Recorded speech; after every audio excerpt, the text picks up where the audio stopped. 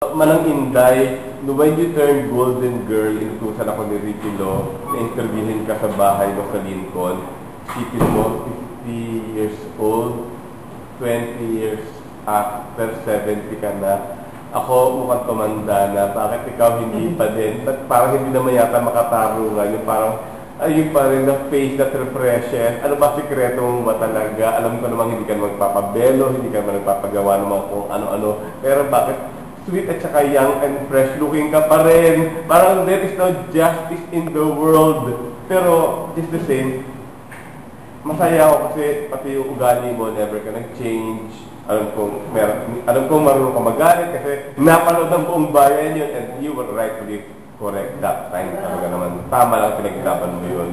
At talagang through the years, hindi ka lang gumaganda, bumabata ang itsura, at lalo pang nagiging matatag at saka ang credibility talaga naman hindi pa rin sawaran.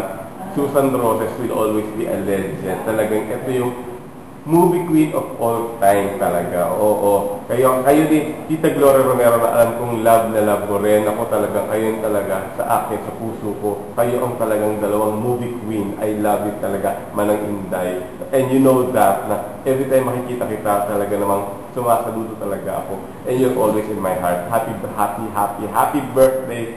70, sana when you turn 90. Siguro ako mukha akong 90 nun, baka ikaw mukha pa rin 50. Happy birthday.